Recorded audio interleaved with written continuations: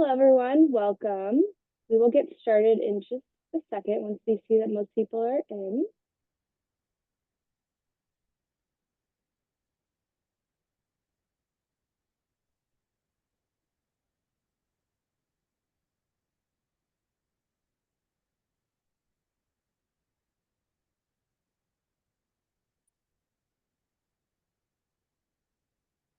Okay, let's go ahead and get started. Just a reminder for all of our webinars we do, and specifically policy ones, we do not allow any AI or AI note takers. So if there are any of those, they will be kicked out at the beginning of this, letting everyone know off the top. And with that, I am going to go ahead. Thank you so much for joining us today on our national call and kind of what is happening at the national level and how that impacts nonprofits. So I'm going to go ahead and turn it over to Jessica. Jessica joined the National Council of Nonprofits in September of 2021 as a policy associate. In this role, Jessica researches and develops content about policies that affect the nonprofit network. Her experience in nonprofit and government sectors, as well as her background in data analysis and visualization, led her to the opportunity to show trends and policies that impact organizations and communities. So with that, we will have a question and answer box. So if you have any questions, Jessica will answer those at the end. So please put them there. And with that, I will turn it over to Jessica. Thank you so much for being here. Thanks, Hannah. And yes, we encourage folks to share as many questions as they have, because this is exactly why we do these calls. We want everyone to be as informed as possible. And your questions let us know what materials we can continue to develop, what events or webinars help nonprofits stay up to date and learn what they can do to continue to advocate. So I'm going to share some slides, but I tell everybody, like, don't focus too much on trying to take notes or trying to screenshot. Like, there is a lot of information being shared, but hopefully by the end of this, a lot more things will make sense. And if there are more questions, that is okay. It's why we do these events. So yes, so Jessica Mendieta, Policy Associate with the National Council of Nonprofits, and a little bit more about the National Council of Nonprofits, or NCN. We are a network of state associations of nonprofits. So these are our colleagues around the country, also working on public policy issues affecting nonprofits and communities. So what happens in one state can also affect another. So through this, we engage in a lot of policy issues, as you'll see in a couple of slides. So the buckets I'll cover really just comes down to updates at the three branches of government, the executive, the legislative, and the judicial branch. And after that, we'll get into, well, now that we have all this information, what can we do with that? Because I think a lot of times it's really important to know that even with so many things happening, there are still things that we can do, or a lot of what we're already doing makes a difference. So just keep doing more of that. So starting with legislative updates, and before getting into the big updates, just wanted to give a quick overview of Nebraska's congressional delegation, because there are a lot of things happening right now in Congress, conversations happening. There's a tax bill in the works. So just knowing your representative and your senator and the committee they sit on can make a difference, because if they're in that committee and you bring an issue to them, they have more of an influence in the outcome of the policy decision. So for instance, Senator Fisher in the Appropriations Committee has a huge say in the line items that go into the budget, and so does Senator Ricketts. And Representative Smith from Ways and Means Committee also gets a huge say in the tax bill that is being worked out right now. So knowing your representative and the committee to sit on makes a difference, because again, they have more of an influence in policy outcomes. And I also mentioned Iowa just to get a sense of the region, but for nonprofits, given the tax exempt status, a lot of the committees that will most directly impact them are finance, appropriations, ways and means, and budget. So depending on the issue that you're most engaged in, knowing your representative and your senator can make a difference in knowing the talking points you bring to them and the relationships to build with them, especially when they're recess and they're visiting your district. So now we know a little bit more about our representatives and the committees they sit on. Let's get into the biggest policy debate of the year, which is the 2025 tax debate. So back in 2017, there was a tax bill that was passed through reconciliation, and just a very brief overview of that is that some bills in order to bypass the traditional 60 vote threshold, they go through a reconciliation process that only relates to budget and spending and the debt limit. And if it's a bill through those topics, they can only have 50 votes or a simple majority to get signed into law. So back in 2017, there was a tax code overhaul, and that was through the reconciliation process. And just given some guidelines and restrictions when it comes to that kind of legislation, a lot of the provisions were temporary. So they went with 8 years. So 8 years have passed. And so now in 2025, a lot of those provisions are expiring. So Congress is just coming back to revisit all the provisions.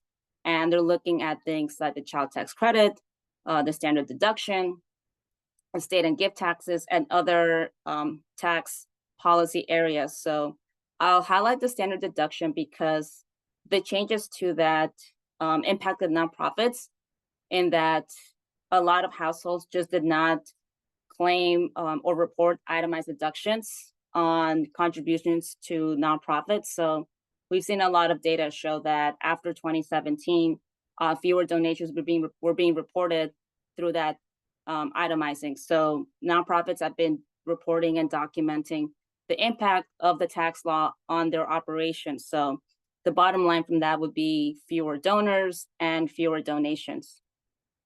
So 2025 is very important because through that reconciliation process, they're hoping to address those expiring provisions and make some of them permanent. And to start that reconciliation process, there has to be a budget blueprint that kind of gives the guidelines on what that bill will look like after it goes through the process. So where we are now is that blueprint that I mentioned to start the reconciliation process, it was released earlier in the month, and then Congress approved it before heading off of the 2-week recess. So that blueprint will assume that the 2017 tax code provisions are being extended. And they're doing that so that it is easier to get that simple majority threshold to get signed into law, and also so that it doesn't add that much more to the deficit. So there is a lot of math happening here, but it really comes down to how do we get a bill that we get signed into law, and that will also get the 50 votes needed in the Senate and the votes needed in the House. So through that current baseline, they're hoping that it gets enough support in both chambers. And also to kind of get that bill across the finish line, usually there is a parliamentarian who looks at the blueprint and says, this item does not address budget, it does not address spending, it doesn't address the debt limit, so it cannot be included. So this blueprint also bypasses that. So again, to get to that finish line of getting this bill signed into law, the blueprint contains a lot of provisions that normally wouldn't show up in this, but right now I think, again, just to get that bill signed into law, it's just being rewritten a different way. So this blueprint would also increase the debt limit by $5 trillion, and it also authorizes $500 billion in new spending.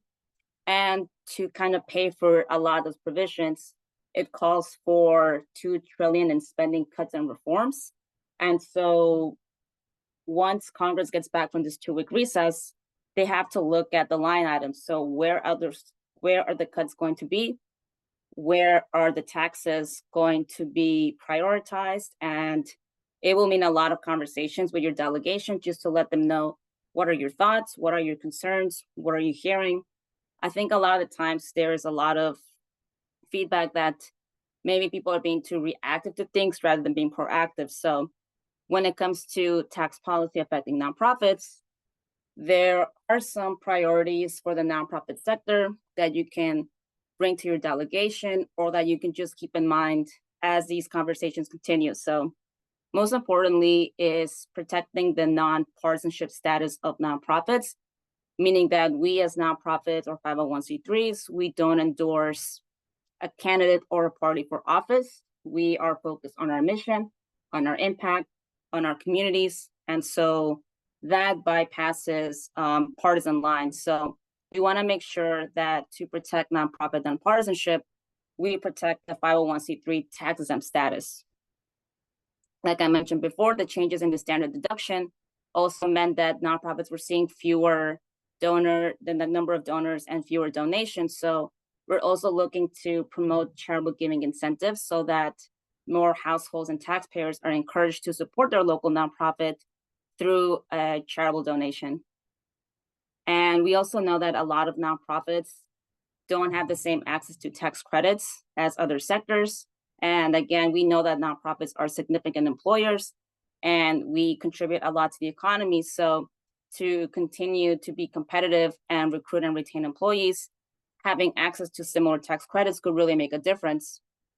And we also know that a lot of times during, before, and after a natural disaster, nonprofits are on the front lines to support recovery.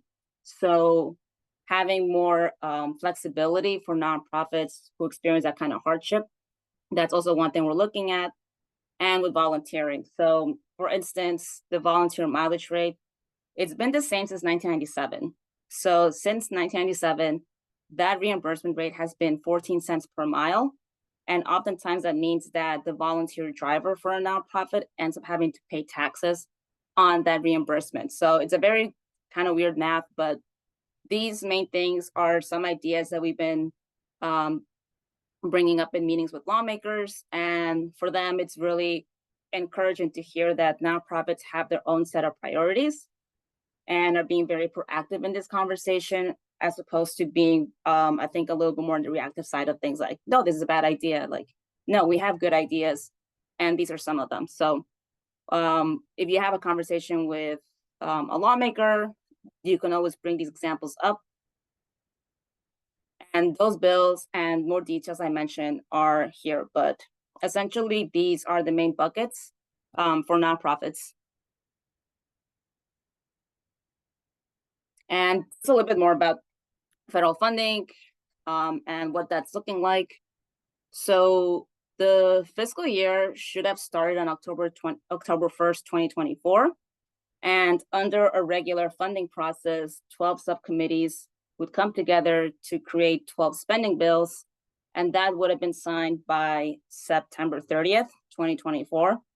That did not happen. So right now we are working under a continuing resolution. So it keeps more or less the same level of funding, but this affects nonprofits in that a continuing resolution cannot include earmarks. So any nonprofit that previously applied for an earmark would not receive that funding because it cannot be included in a continuing resolution. So we know that that could be a little discouraging for nonprofits who put in that time and effort to fill out the application. So we're hoping that this time around there is an actual regular appropriations process and that nonprofits can continue to apply for and receive the funding that they applied for.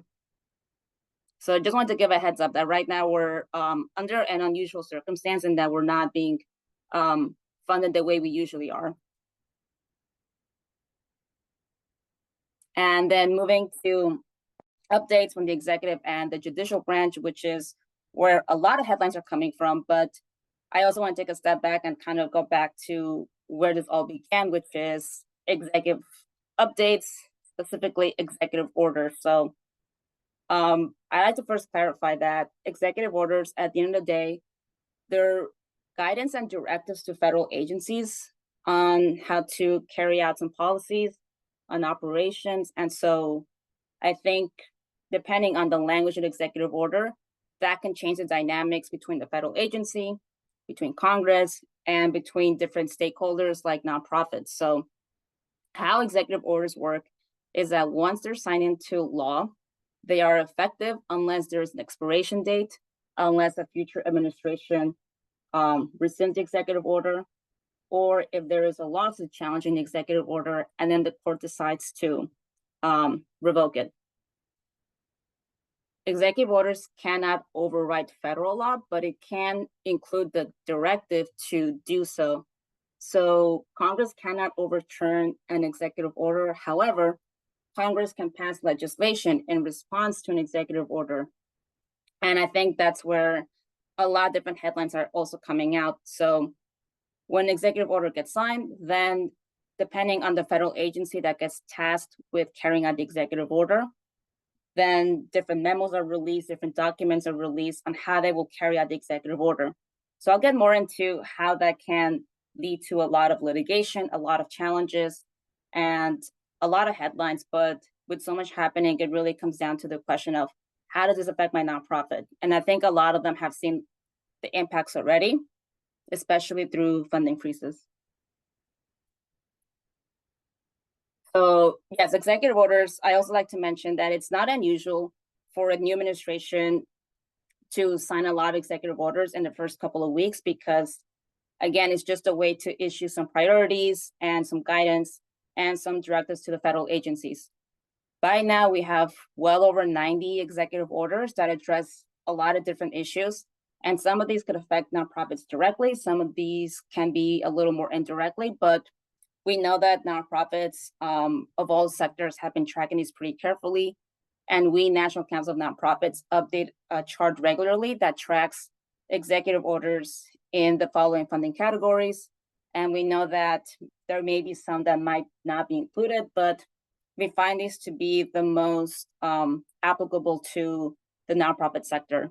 And this includes executive orders related to the federal workforce, related to immigration, the environment, and public service loan forgiveness. And with PSLS specifically, it's really important because we know that it's a very powerful recruitment and retention tool for nonprofits to have staff who want to work at a nonprofit and also be able to use that program to be eligible to have their federal student debt forgiven. So a lot of categories, a lot of executive orders, and just a brief overview of how each category can affect the nonprofit or has already started to affect nonprofits. So with the federal government, we are seeing a mass reduction in the federal workforce. So we anticipate and are already hearing that nonprofits are having a hard time when it comes to applying, managing, and reporting on grants because their point of contact in their agency is no longer working there. So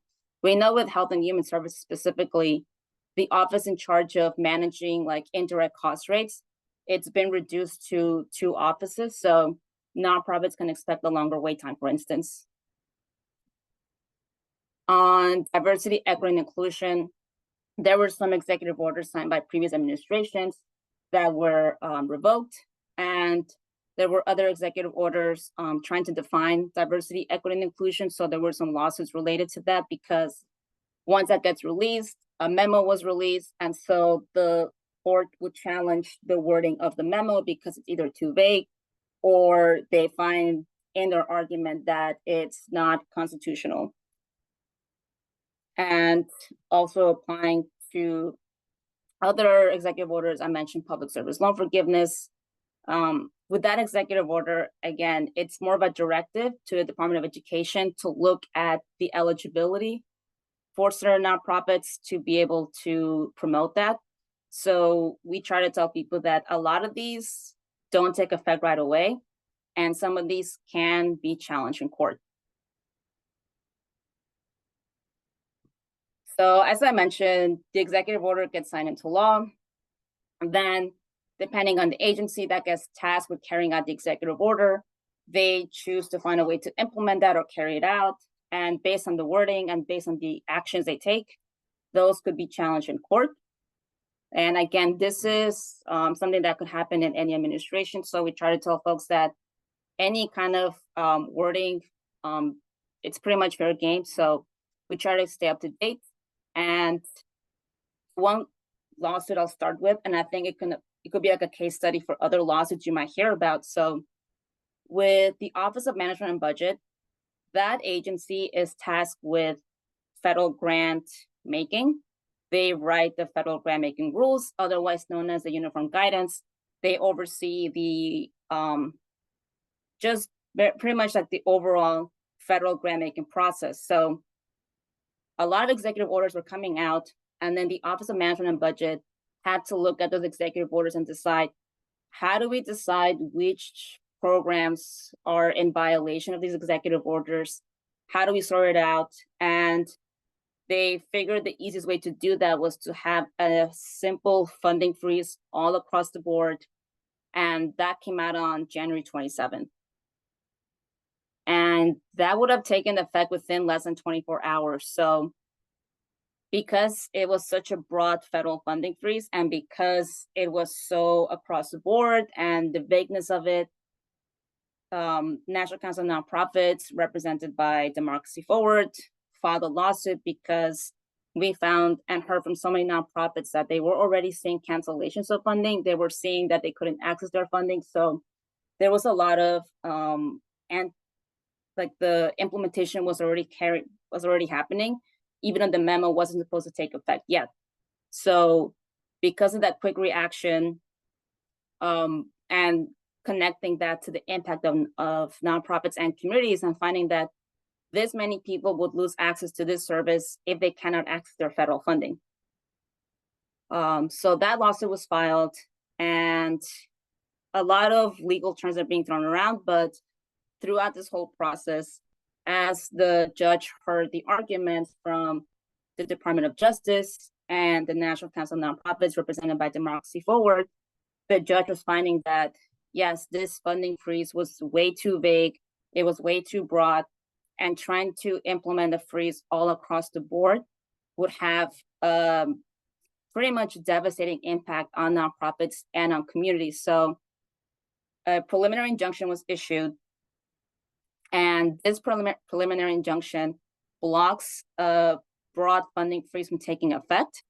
So right now, we're still seeing the litigation through, but for now, things are more or less business as usual. So nonprofits that experience that kind of funding freeze from way back in January should be able to access their funding.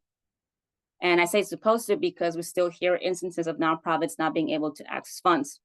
So this lawsuit essentially prevents the Office of Management and Budget, in charge of federal grant making, from trying to implement or try to have another broad funding freeze. So that's lawsuit number one. It's still ongoing because there hasn't been like quite a final ruling yet, and the federal government can still challenge the ruling. So right now it's a wait and see, but for now, nonprofits can and should be able to access a lot of federal funding, but we know that that may not always be the case.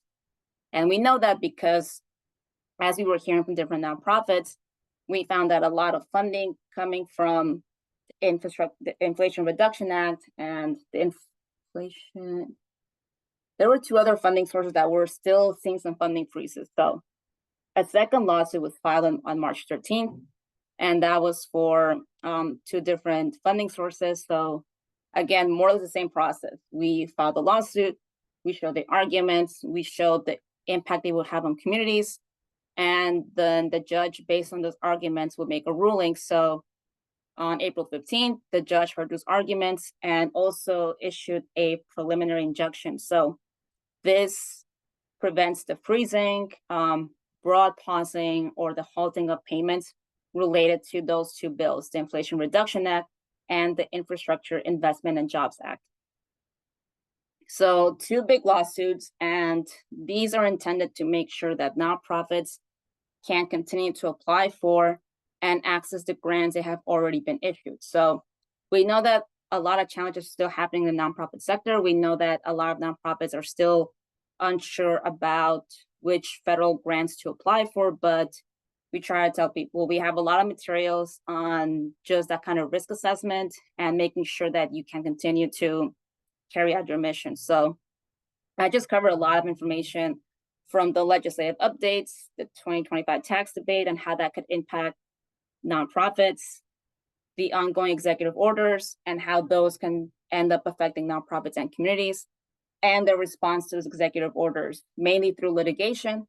And it could also be legislation at one point, but for now, a lot of what you're hearing from the courts, it comes down to three terms.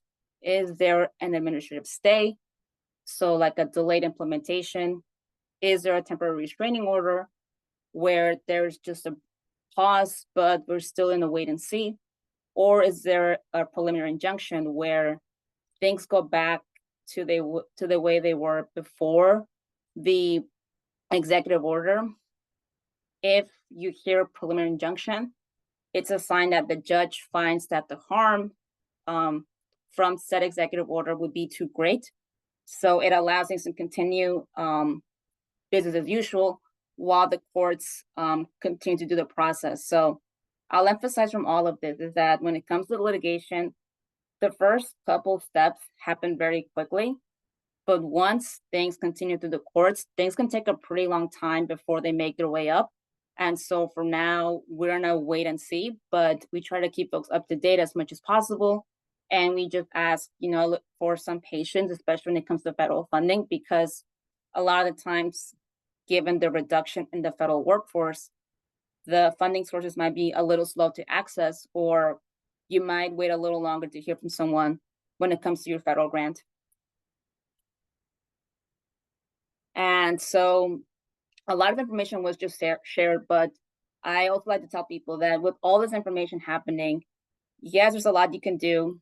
Some of it is new, some of it you are already doing, and some of it you can just share with your networks and let them know that you can do this too.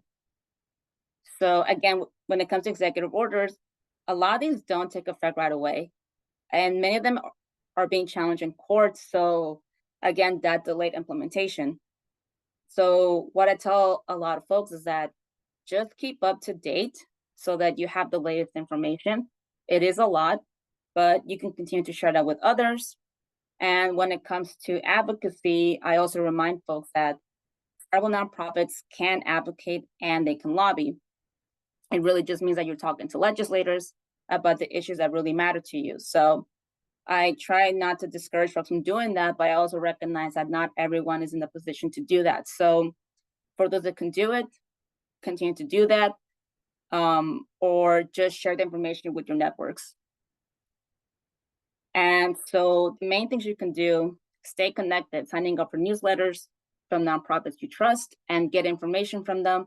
I know the Nonprofit Association of Midlands shares a lot of information, very up to date, has a lot of convening. So a lot of this, again, are things that you're already doing. By being a member, you can also access a lot of materials, a lot of resources, a lot of events. And so I also tell people, share your experience. If you see a survey from the Nonprofit Association of the Midlands, fill out the survey because that lets us know what is impacting your local nonprofit and what can we do with that information. What kind of advocacy can we do? And attending and participating in events. Again, your questions make a difference because it lets us know that we might be missing something, and it lets us know what materials would be helpful for you and for your network. And reaching out to your congressional delegation. They need to hear about the issues that are affecting you directly, the issues that you are very concerned about, but also the solutions that you have in mind for them, because that can turn into a bill that could end up making a pretty significant difference in your community. And I also tell people, carry out your mission. You already make a difference in so many ways. So give yourself credit for that and just continue to do what you do. And that's all I have as far as information, but I'm happy to answer any and all questions. Perfect. I will go ahead and start with the top. We have 3 right now. If anyone has questions, please feel free to put them in the Q&A box. And I am going to put up the survey that NAM currently has out too. So thank you for that, Jessica. I will put that in the chat in just a second. But first one is, where do the Doge cuts fit into the budget, if you know? Right now, there isn't a clear budget for Doge. So we will have to wait and see under this upcoming appropriations process whether there will be like an actual dedicated budget for that and what that budget would look like and include. So how much staff or what kind of programs. So right now, we're actually very unsure as to where exactly this funding is coming from. Thank you. Do you have any idea, same with Doge, do you have any idea on what the impact of Doge taking over grants.gov would be? Yes, so what we're hearing is that they would have to review and approve any grant that an agency wants to put up. So that could create some delays. And then as grantees are being, like the applications are being reviewed, that can also create some delays because then DOJ would get the final say in who receives the grant and what that process would look like. So it looks like a lot of this will just lead to some delays when it comes to waiting for a grant to be published. I know some folks have shared with me that usually this grant is live around now, but we still haven't seen it go up yet. And that can be tied to DOJ just kind of scanning those. Thank you. And one last one. Are you seeing what other states are you kind of seeing around the country with keeping their DEI work, or are you seeing a lot of that going away? Or like what sense are you getting from across the country? Yeah. When it comes to the nonprofit sector, for nonprofits with federal grants and contracts, like existing federal grants and contracts, just more careful review of their documents, both like internal and external, just to make sure that they are in compliance with those federal grants. So that's like one bucket that I'll flag. And then the other one for nonprofits that don't have existing federal grants or contracts and don't plan on applying for them, I would say don't comply in advance is kind of what we're trying to tell folks, that if you have a clear mission statement and you have a pretty good revenue source, including, funders and other partners, you shouldn't feel to comply with a grant you're not even applying for, if that makes sense. Because for those with federal grants and contracts, they have more pressure, to make sure that they are in compliance. So I think that's kind of where the separation comes in. Perfect. I think that is all the questions we have. So thank you so much, Jessica. We really appreciate you coming and talking to us today. And we just thank you and your team for all the work you're doing. And we know it's a hard lift. So we really appreciate it. And we will talk soon. Awesome. Thank you for having me. Thank you. Thanks, everyone.